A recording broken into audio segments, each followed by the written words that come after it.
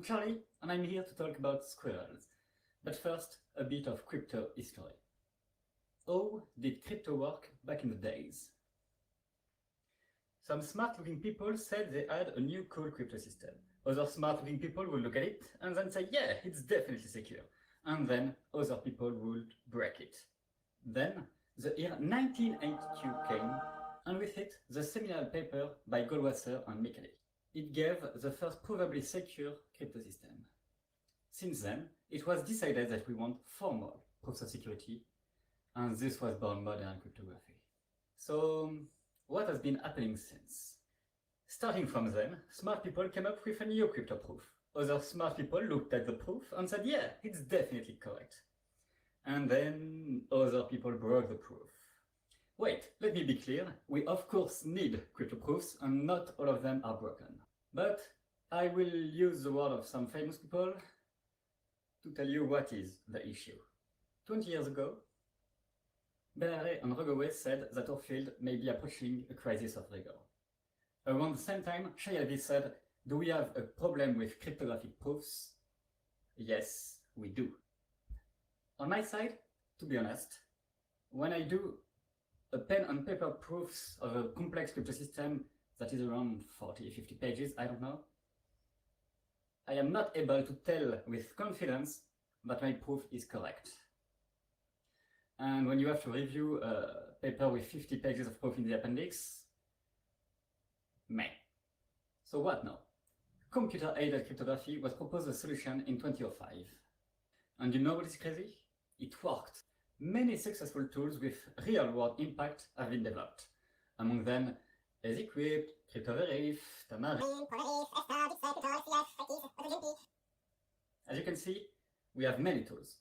So guess what we did? A new tool. Okay, wait. There is a good reason for that. And it's not just because I love squirrels. We strongly believe that compared to all those tools, a novel and different approach was needed. But to tell you why, I first need to give a bit more details about the formal models used to make cryptographic proofs. I'm first going to talk about the two main models used for cryptographic proofs, the symbolic model and the computational model. Then I'll tell you about the foundations of our approach, the BC logic. And finally, I'll give you a taste of our tool, the squirrel prover.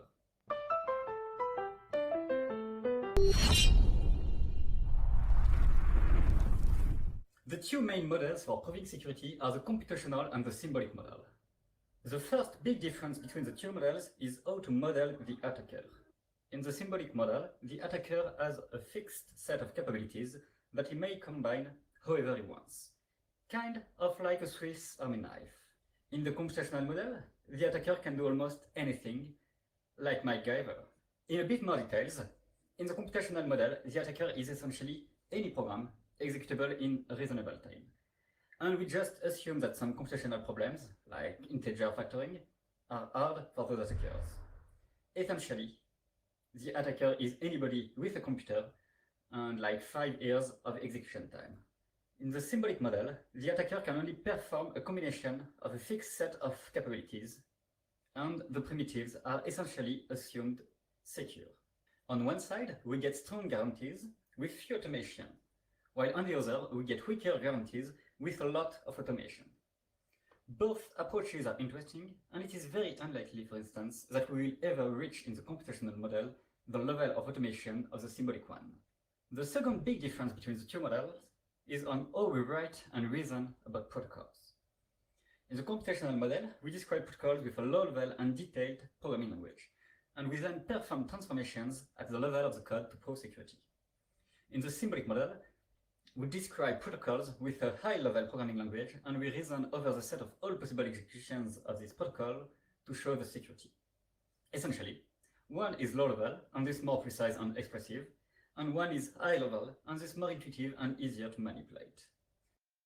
Reasoning at the code level or at the execution level. Does it make a big difference? We claim that it does.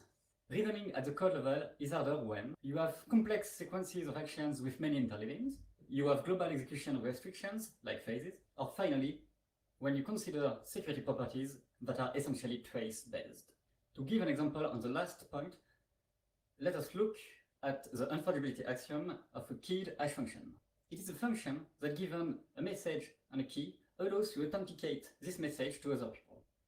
Only somebody with the key can produce the hash of a message with this key. It is unforgeable. This property can be expressed as a property of all possible executions of the protocol. Given a possible execution, whenever you successfully verify a hash, you know that there exists previously, somewhere in the trace, a point where this hash was honestly produced. This property is naturally expressed as a property of the possible executions of the protocol. If you want to express this at the code level, you have to write your assumption as the equivalence between two pieces of code, and then you have to show that your protocol is an instance of one of the two pieces of code. This appears to be less natural. To sum up, we saw that the computational model is more precise and expressive, provides stronger guarantees, but is at a low level of reasoning. The symbolic model is less precise and provides weaker guarantees, but is at a higher level of reasoning, and this has a higher level of automation. Both approaches are complementary, but we claim that there is another path, somewhere in the middle. And so, we ask one big question. Can we get the best of both worlds? Or, to say it clearly, is there a way to reason at a high level and still get strong computational guarantees? In the past decade, a new way to make computational proofs was introduced, the BC logic. It was introduced in 2014 and used and expanded in the years that followed. Essentially, it allows to obtain computational guarantees while reasoning inside a first-order logic. To do so, it provides a way to describe all the possible behaviors of a protocol inside purely syntactic terms that only contain function application and base constants. What is the difference with the classical code-based modeling? On one side, you have explicit sampling. On the other side, sk is a function that takes no argument and gives back a random base string. We do not assign a variable to an attacker call, we model the attacker using a function symbol, and so on. It has two very interesting properties. Abstraction. We don't see any probabilistic sampling, we don't see any variable assignment, etc., etc. Locality. If we reason about a term, it contains all its probabilistic dependencies. No side effect, no weird states. How to prove protocols in the BC logic? The idea is to fully describe the possible behaviors of the protocol. We just look at a simple protocol. We're using a shared key sk. Alice authenticates against A to Bob, and this by sending the hash of A with sk to Bob. Bob answers OK if the hash is valid. We can describe this protocol using terms by writing down inside the logic the sequence of possible messages seen by the attacker over the network. The first message will simply be the hash of A with sk. Then, the second message is a bit more tricky, as it depends on some attacker input and on a conditional test made by Bob. Is the hash correct? The attacker input is modeled with a dedicated function symbol. And for the conditional, we simply include inside the syntax a ternary function symbol that we denote by if then else. What could we want to prove over this? Well, here we would want some authentication property.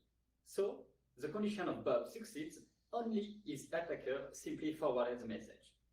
This is written with an implication where the left-hand side is exactly the condition of Bob. To make a statement over this implication, there is in the BC logic an indistinguishability predicate over sequences of terms. We can then express the fact that the implication should be equal or indistinguishable to true with overwhelming probability. And now we want to prove this using the unforgeability axiom. What is interesting is that it becomes completely syntaxic. The honest hashes given to the attacker are the one appearing inside M0. And the property holds because we only have the one sent out by Alex. So, to sum up, we have terms modeling possible behaviors of the protocol, we have a logical predicate modeling computational indistinguishability, and we can translate classical cryptographic axioms inside of terms, yielding logical axioms. Remark that here, we only get the authentication property for the first possible sequence of messages of the protocol. We will also need to do it for the other one. And of course, we are not limited to reachability properties. To show the computational indistinguishability of two protocols P and Q, we do so by proving that the axioms entail the BC indistinguishability of their possible sequences of terms. That's it, you know the BC logic. Or, well, you have the big ideas so that you can understand the user interface.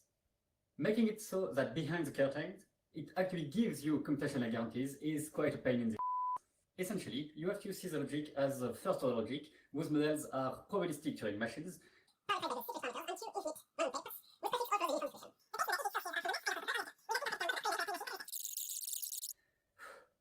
Okay, let's forget about that. And so that you forgive me, here's the picture of a cute squirrel. So, back to our ships. The BC logic is quite cool, but adds two drawbacks. First, it adds no mechanization. Second, it only works for protocols with a fixed number of agents or sessions, because you have to enumerate all the traces. As our contributions, we solved both. We developed a metalogic that allows to reason about unbounded protocols, and we integrated it inside a mechanized prover.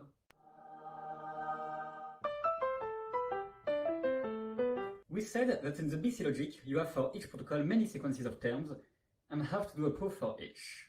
In the metalogic, we capture all that in a single formula on proof.